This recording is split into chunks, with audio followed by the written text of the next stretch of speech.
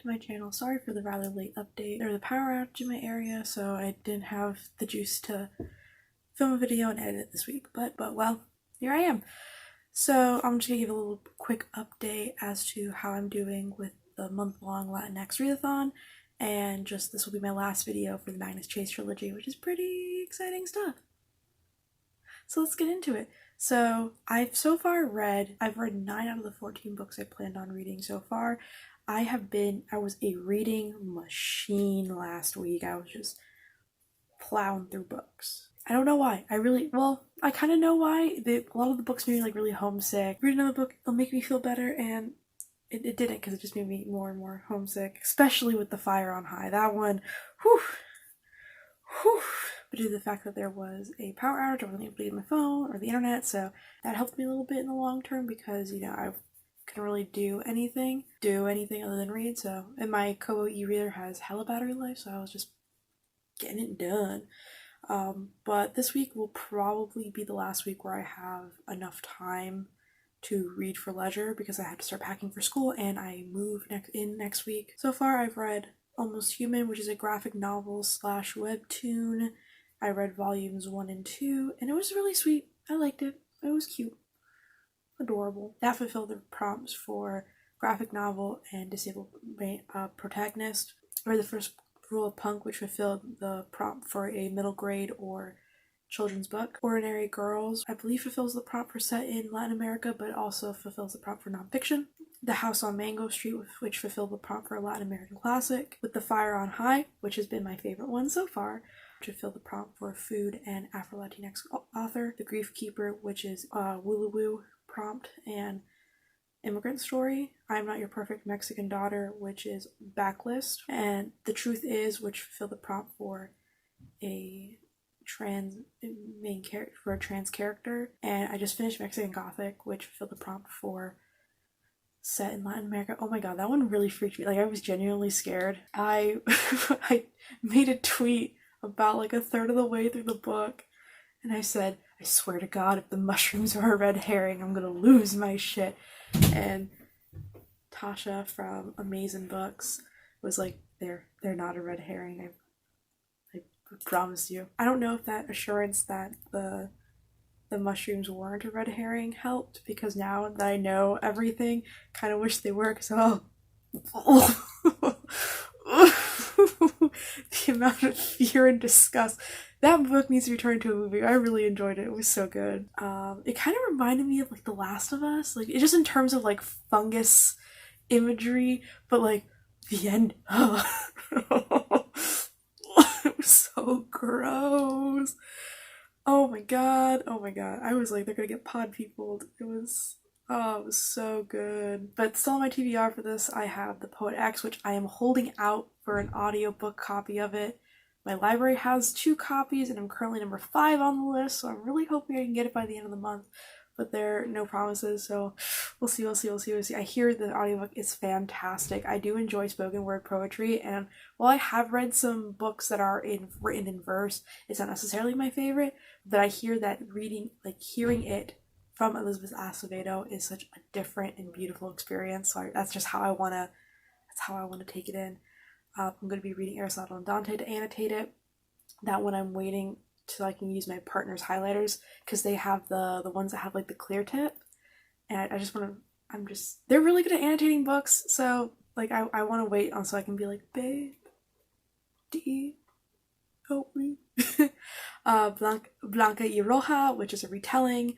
Don't Ask Me Where I'm From, which is the group book, which I have to wait until August 18th to read. I'm a little I was really, I'm flying through all these books. I'm like, maybe I can finish this within 2 weeks, and now I have to wait, but that's fine. I'm okay with waiting. And The Henna Wars, which is one I've been meaning to read for a long time, so I'm glad to just get an excuse to get that one in there. But yeah, like I said, with school coming up, I probably won't be uploading as like once a week, or it'll be even more sporadic than usual instead of being on Saturdays. We'll see.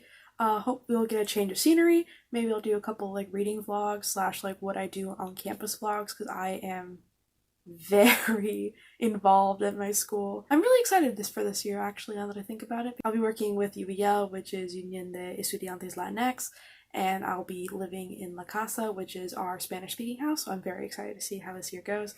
So I, 2 months ago, I want to say, I finished, for the first time, Magnus Chase and The Ship of the Dead. So I read the first 2 books previously, enjoyed them, and then I bought this book, and I never picked it up. I don't know why. I think I was so in love with the characters and this, like, version. You could hear the fucking lawnmower. I hate it here. I was so in love with these characters and their world that I didn't want it to end. So the idea that this was the last book that was going to be set here, I really didn't want to. I didn't want it to be true, but as I said before, I love Rick Riordan's protagonist. I think that he has a very distinctive writing style that's very clear and evident throughout every single book he's ever written. And I really like that these characters never start off as heroes. Sure, they have some bravery, but for the most part, they're very self-interested. They're not necessarily selfish, but like in the way that teenagers are. That they don't really know to think for others, and then they slowly become these heroes, whether by choice, by force, by circumstance, and I just think, I love them. I love them. I honestly think that the MCU wants what Rick Riordan has. It's a very interconnected world that is separate enough that you can tell separate stories, but connected in a way that you can weave them together. And, love it. Love it. And I'm really excited. So if you don't know, I plan on reading every single Rick Riordan and Rick Riordan Presents book in a span of about 30 days, which is about 34 books, I want to say. I think Paola Santiago and the River of Tears is number 34. And I want to read them before the Tower of Nero comes out, which is the last Apollo Trials book. And I think going to be the last Rick Riordan Gods permanently, which kind of hurts me, end of an era, but I'm really excited to see what this new generation of mythology and folklore is going to bring. So I know there's a readathon happening or a read along that's happening currently with all the Rick Riordan Presents books, but I like to punish myself. If I punish, I mean push myself. I like that I'm always slapping books that you can't see off camera. Who's your dad? So this book really does follow, this book really focuses on character relationships and, how those relationships affect these characters, and we get to see more of Floor 19 outside of just Magnus and Alex, interact with everybody and see how their, character interactions go, which I really enjoy because Floor 19, they are all so interesting. TJ's fantastic. He's so funny. And there's Mallory and Half-Board, and I love their dynamic. So I was very concerned when I first read, the series. I didn't know how much development Floor 19 was going to get. I call them Floor 19 because that's their team name, Floor 19, my children. I was very scared to see how Rick Riordan was going to tie up all these, not necessarily loose ends, but just character strands that never were fully developed in the first 2 books. And I was genuinely surprised that he managed to do a very good job with this is the shortest book in the series. It's only 400 pages. The first book was about 500. The second book was 450, and this one is about 400, a little over 400. So I was genuinely impressed that he was able to weave all these character threads together and to develop the other 3 members of Floor 19 into well-rounded and interesting characters. This book follows the typical Rick Riordan formula. There are several mini-quests that lead into the big quest, just general Rick Riordan stakes, end of the world, this one is Ragnarok, yada yada yada. The big theme of this book, though, is found family, it's just one of my favorite tropes. I love that shit. I think that we don't do enough found family. We could always have a little bit more. The only other trope that I love more than found family is enemies to lovers. So it's been a while since I've read this book, so the details are a little fuzzy to me, but I'm going to do my best to review it as best I can. So this book has Magnus and co. traveling across the ocean in kind of Heroes of Olympus style on a boat, just going into the old lands and just trying to stop Ragnarok. There's, again, several personal mini quests that lead into the big quests that have big, character impact and character moments that, I always enjoy. But my favorite parts of this book was learning all the Floor 19 backstories. Again, these were my favorite characters. At least these were my favorite side characters. I really enjoyed them. I thought that they were super fun. And again, I felt that they were underutilized in the first couple of books. I really wanted, like, if I could rewrite this book, and I always say this, if I could rewrite this book, what would I do? I wouldn't necessarily rewrite it, but I would definitely have, like, more moments with Floor 19, or at least have them be the companions for the first, or like the second story. I thought that they were underutilized. I thought they had like a lot of hidden depth to them, and they did, and we got to learn more about them, how they died, and how they changed as people in Valhalla. And then of course there's Magnus and Alex, and those two are my favorite. I think out of all, I have to say, for a dude, Rick Riordan does do very well, like, at writing, like, teen relationships.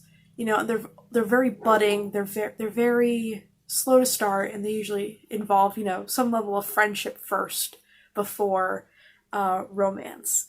And I really do appreciate that. I absolutely love Alex and Magnus. I love Magnus's little queer panic attacks every time, like, when Alex is a dude, like, Magnus is like, oh no, he's hot. Like, I just think they're super sweet and cute. And there's this really beautiful moment. It's towards the beginning of the book, Alex and Magnus go to his uncle Randolph's house.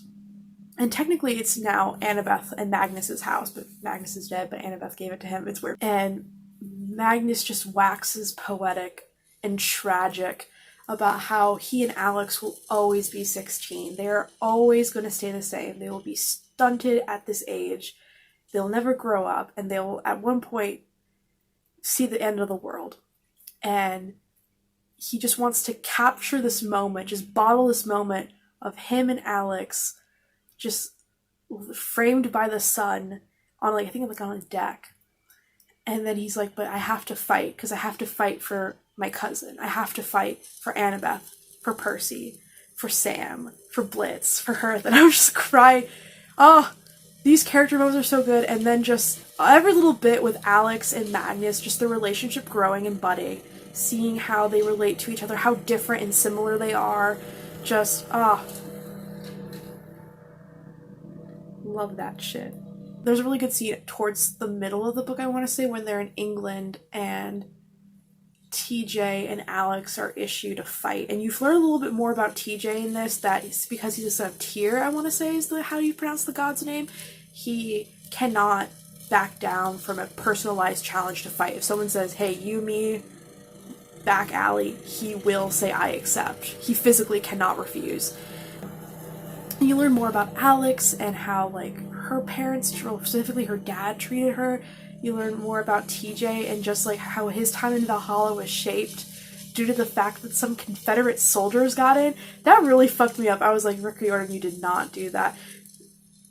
That one I did not care for, but you learn more about TJ and just, like, all the fights he got into just because he could never say no. And, and there's a really good line where TJ is fighting a giant with his little rifle. And he goes, I used to be able to shoot 3 rounds a minute with this beauty, but I've been practicing for several hundred years. Let's see if I can go 5 rounds per minute today. Dude, it's a rifle. I really liked Mallory's character development. I remember reading the book for the first time and I was like, huh, so Mallory's Irish. She died in a car bomb.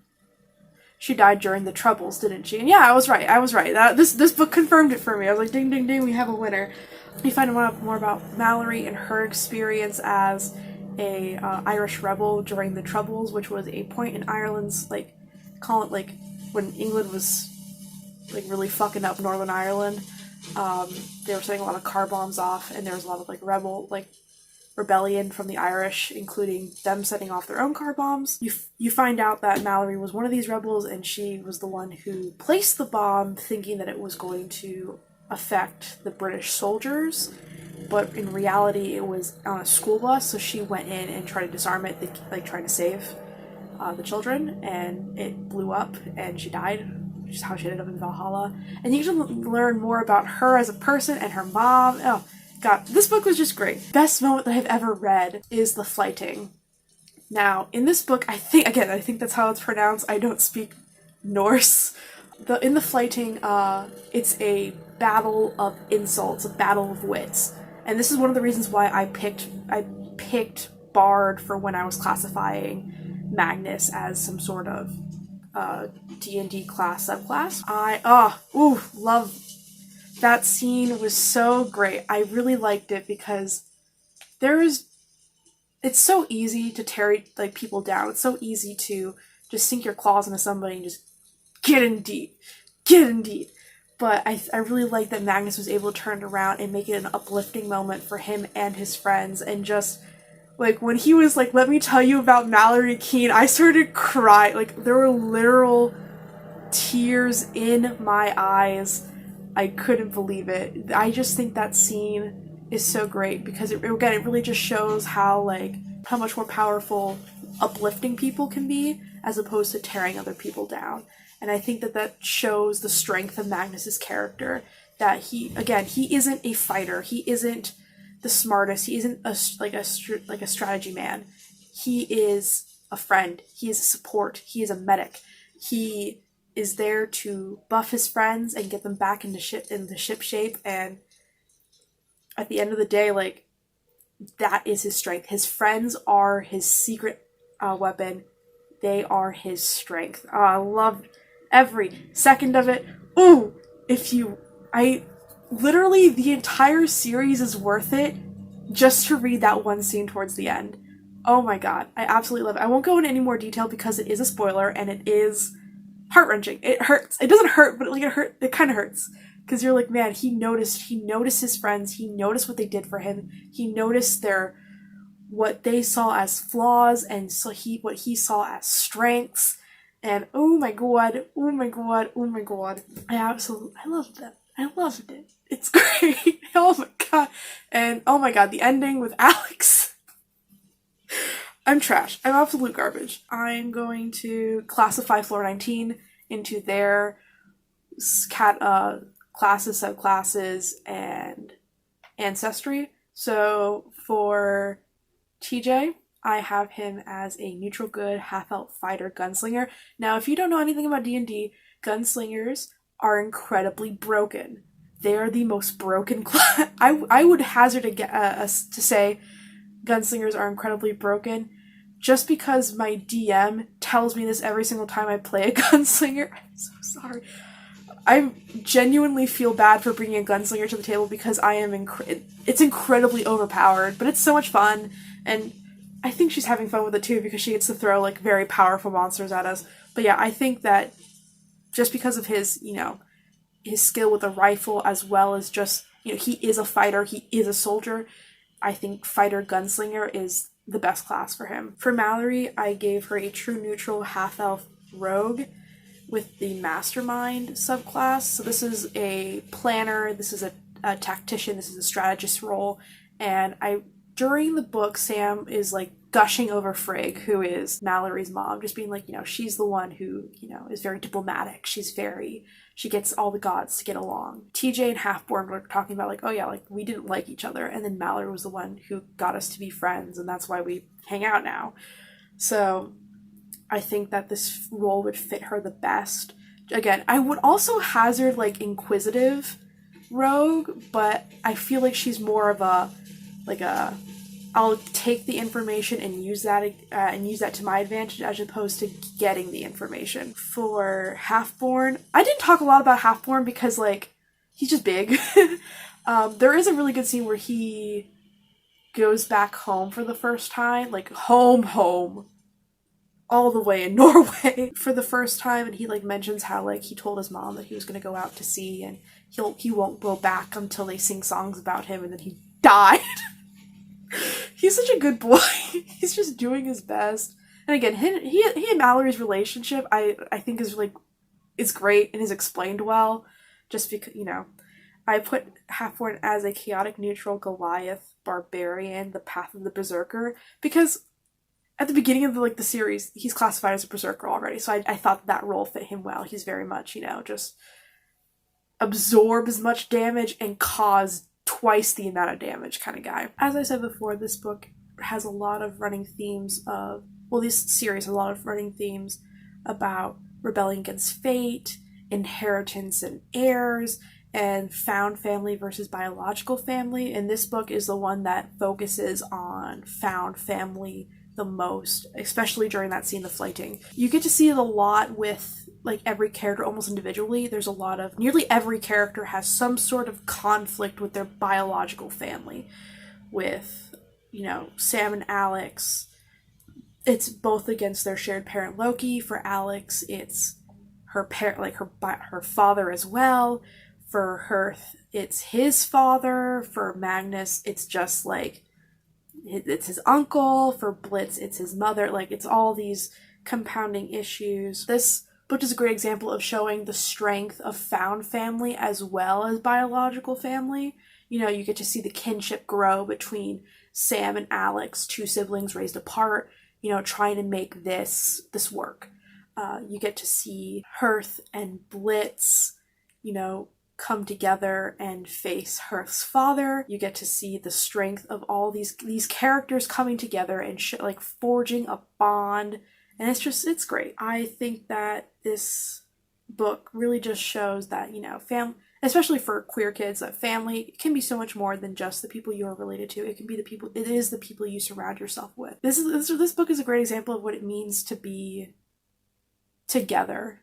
It's a good book that what it means to be a found family, and I highly recommend this to anyone who has a passing interest in Rick Riordan or Norse mythology, to teenagers, to queer teenagers especially. I think that, again, you know, for all his faults, Rick Riordan did a good job, and I loved this book. What more can I say about the Magnus Chase Trilogy that I haven't said already? Come for the plot, stay for the characters. That's what I'm going to say. It's a good book, and I do think that it doesn't get the same amount of love as his Greek series does, or even like his Egyptian series, which also deserves more love too. I should review those. I will review those next time. The Cave Chronicles. Yeah,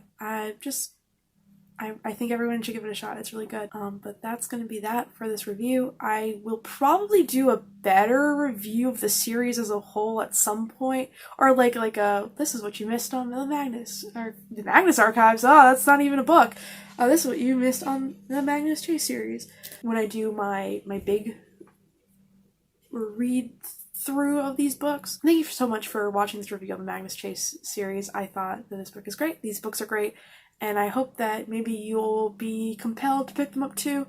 I think my next review, once I'm done with all of the Latinx Readathon, well, one will be like a wrap-up for the Latinx Readathon. And also, I think a review on Mexican Gothic and The Fire on High. I really enjoyed The Fire on High, and I was absolutely creeped out by Mexican Gothic. But until then, adios, hermanos.